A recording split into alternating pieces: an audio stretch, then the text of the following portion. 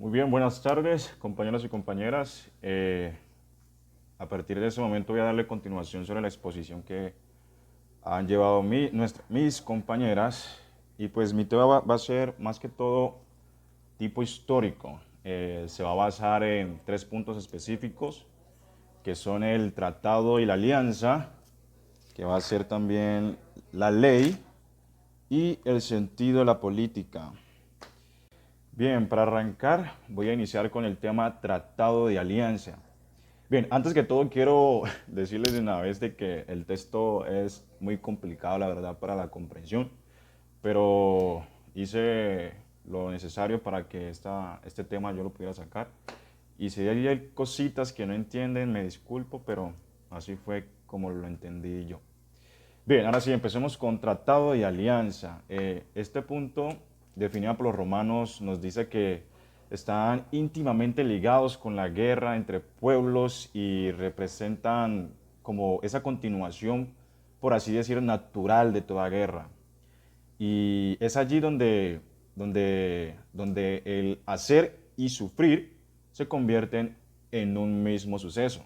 ¿Y esto por qué? Porque sabemos que en la guerra hay unos que oprimen y otros que son oprimidos, ¿cierto?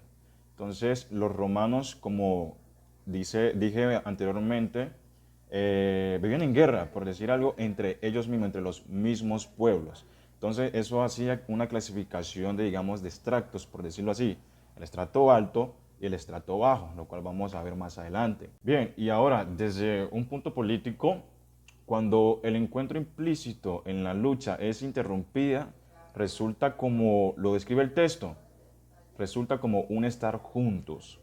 Bien, ¿qué quiere decir con esto? Quiere decir que todo tratado de paz sirve para regular no solo el estado previo al inicio de los hechos, no, sino que también algo que surge en el transcurso y se convierte en algo común para ambos. Es decir, en un acuerdo que los dos bandos, o sea, los que hacen y los que sufren, queden en un común de acuerdo. Y así pues el tratado y la alianza como concepciones centrales de lo mismo político son históricamente origen de los romanos, a comparación de los griegos y su idea de lo supuestamente político, que para ellos en ese tiempo era la polis. Explicando un poquito eso, la polis en ese tiempo de los griegos, en Grecia, la polis era ese como conjunto social de la alta calidad, de un estrato muy alto, en lo que ellos solamente velaban por ellos, sin importarles los demás, los de afuera. Y entonces es allí como dice el texto, nos dice que la política surgió precisamente allí donde ésta tenía para los griegos sus límites y acababa, esto es en el ámbito no entre ciudadanos de igual condición de una sociedad, sino entre pueblos extranjeros y desiguales entre sí que solo la lucha había hecho coincidir.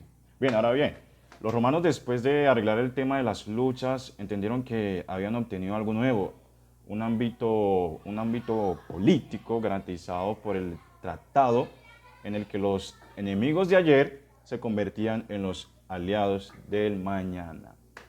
Bien, sigue diciendo el texto que, dicho políticamente, el tratado que vincula a los dos pueblos hace surgir entre ellos un nuevo mundo, o para ser más exactos, garantiza la pervivencia de un mundo nuevo, común ahora a ambos, que surgió cuando entraron en lucha y que crearon al hacer y padecer algo igual.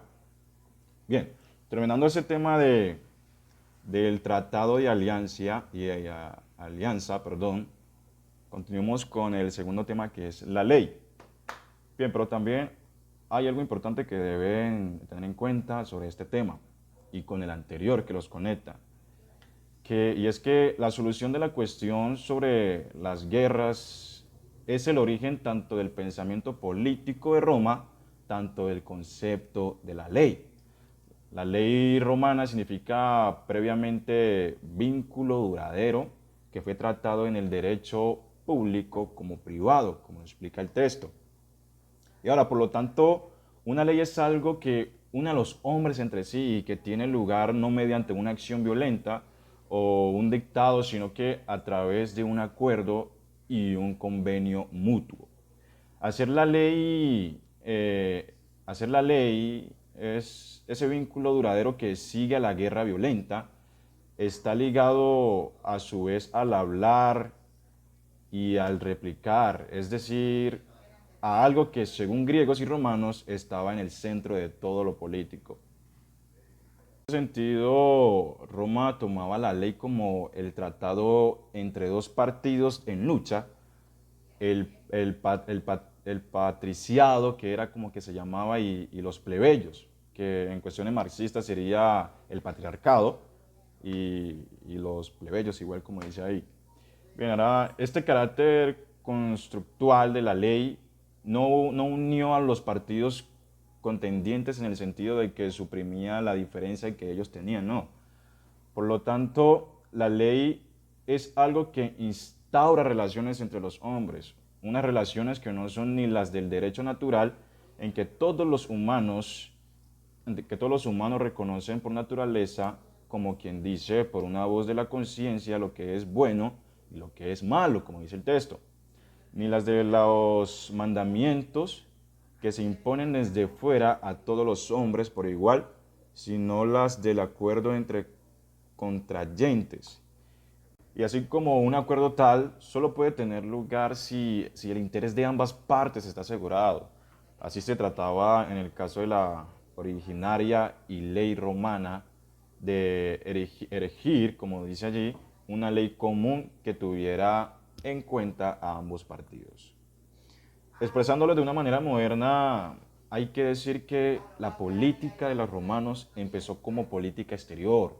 Esto es exactamente con aquello que conforme al pensamiento griego era absolutamente extrínseco a la política. El texto cuenta que después de eso Roma fue como a impartir ese método político a Italia y trató de aplicarlo según acordando ciertos métodos, rigiéndolo bajo su ley para que ellos también la siguieran, perdón. Y ahora bien, con esto que acabo de decir y con lo anterior, lo que los romanos esperaban no era aquel dominio sobre los pueblos y los países, sino a un sistema de alianza interactuado por ellos mismos e infinitamente ampliable. Y bien, allí terminamos ese tema. Ahora pasando al tercer y último tema de esta parte de la exposición, entramos a lo que ya es el sentido de la política. Y muchas personas se preguntan si la política tiene algún sentido, ¿cierto? Y mediante esto, lo que sigue a continuación, vamos a ver si en sí la política tiene algún sentido hoy por hoy y si lo tuvo anteriormente. Bien, para esto hay que entender que la política es el medio para conseguir un fin. Como dice el texto, sea autoafirmación en el caso de la defensa. Yo podría agregar que sea la conquista y el dominio en el caso del ataque.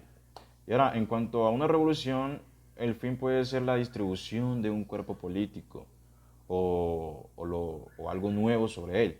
La política también tiene metas, que es lo que en la acción política siempre se persigue.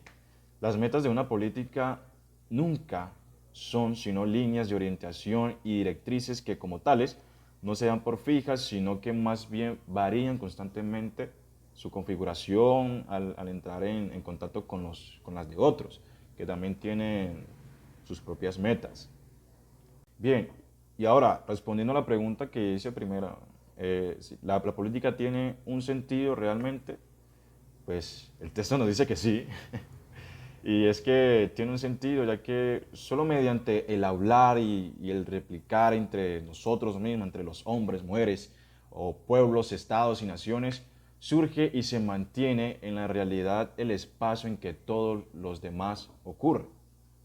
Ahora, a estos tres medios de toda acción política, que son, como los dije, el fin que el cual persigue la política, la meta vagamente conocida o que se orienta, y el sentido que se manifiesta en ella al ejecutarse. A estos tres se le añade un cuarto elemento, el cual le pone o pone la política en marcha. A este cuarto elemento, el autor del texto lo llama el principio de la acción, basado en otro autor que se llama Montesquieu, quien lo descubrió primero. El autor explica que para entenderlo hay que mirarlo desde una perspectiva psicológica, lo que explica que se trata de una convicción fundamental que divide a los grupos de hombres entre sí, los clasifica, los pone en diversos estados, en diversos estatus. Y bien, en el curso de la acción política, estos elementos o principios, perdón, se han expandido, aunque Montesquieu solo reconoce tres, que es el honor, eh, el honor ¿qué? En las monarquías, perdón. El segundo nos dice que es la virtud en las repúblicas y el temor a la tiranía. Y bien, muchachos, es así que en resumen, el punto central de toda política es la preocupación por el mundo y se propone el cambio en el mantenimiento o la fundación del mundo. Bien, esto fue todo, muchachos. Espero que haya quedado bien explicado y que hayan podido entender la mayoría de esta exposición.